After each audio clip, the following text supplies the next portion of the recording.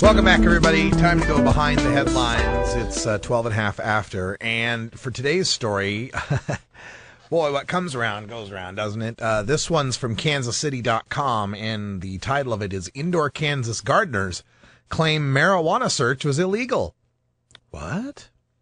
Two former CIA employees whose Kansas home was fruitlessly searched for marijuana during a two-state drug sweep claim they were illegally targeted, perhaps because they had bought indoor growing supplies to raise vegetables. Oh?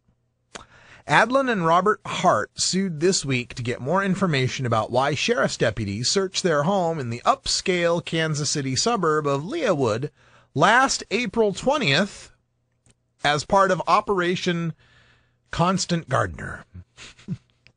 A 420 raid in Operation Constant Gardener catches two former CIA spooks who were growing tomatoes in their basement with some lights. Now, this Operation Constant Gardener was a sweep conducted by agencies in Kansas and Missouri that netted marijuana plants, processed marijuana, guns, growing paraphernalia, and cash from several other locations. The date of April 20th has long been used by marijuana enthusiasts to celebrate the illegal drug, and more recently by law enforcement for raids and crackdowns. Well, isn't that nice? If nothing else tells you that this is a culture war, then it would be law enforcement specifically choosing April 20th as a day to conduct their raids. But the Hart's attorney, Cheryl Pilate, or Pilate, one or the other, said she suspects the couple's 1,825 square foot split level was targeted because they had bought hydroponic equipment to grow a small number of tomatoes and squash plants in their basement.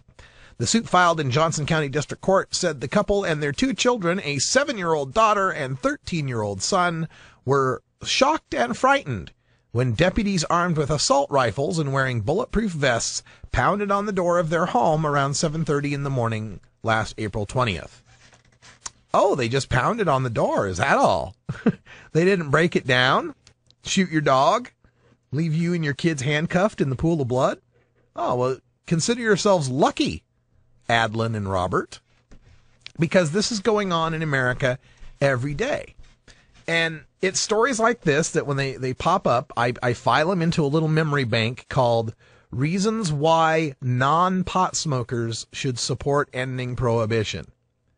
This is happening to two former CIA employees, and the only illegal thing, and throughout the whole story and looking through some of the other sources on this, they have, of course, no criminal record. They, getting into the CIA to do, in fact, they even couldn't tell what they used to do in the CIA.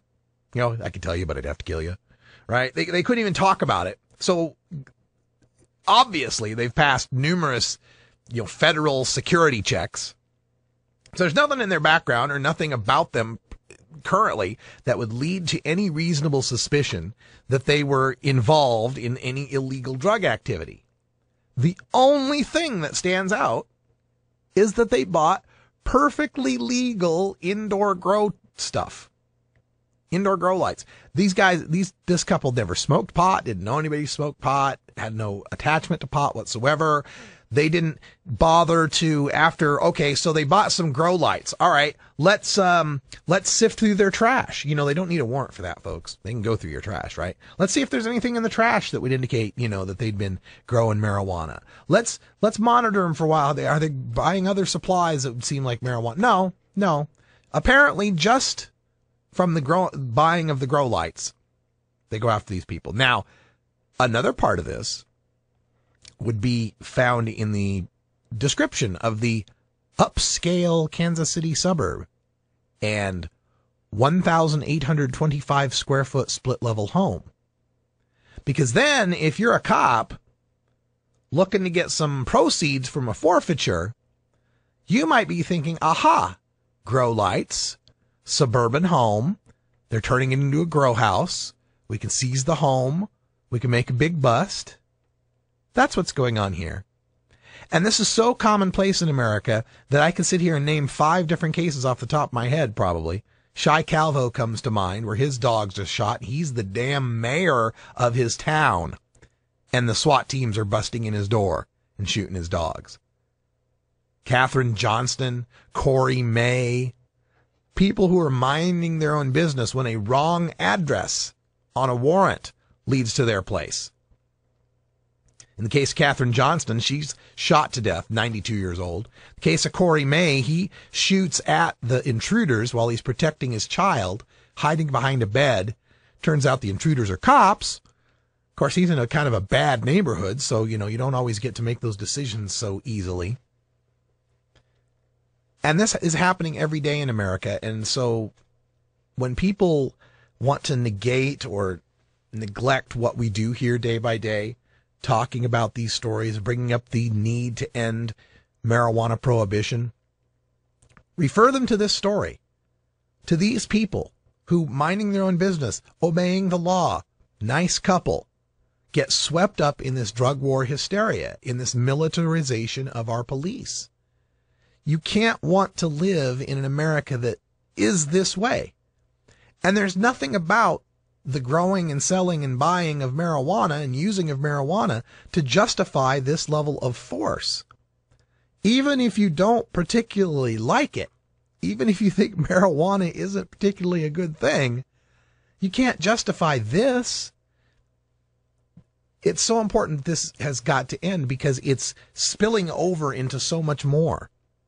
It's spilling over into raids on guitar factories and raw milk farms with the same kind of tactics, with the same kind of shock and awe, go in with body armor, take down the place, kick down the doors, handcuff people, leave them on their knees,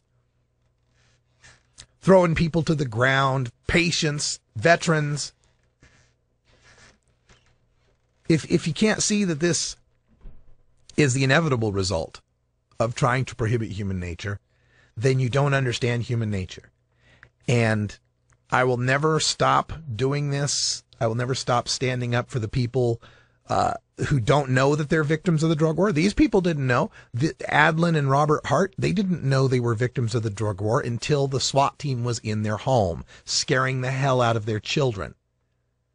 For the people who can't speak up because they have jobs, because they've got kids, they've got mortgages, they got a wife, they got family, whatever it is that prevents them from speaking out. For the patients and for the drug war POWs who have their stories that need to be heard and don't get heard enough, I'll keep shouting them until they get heard.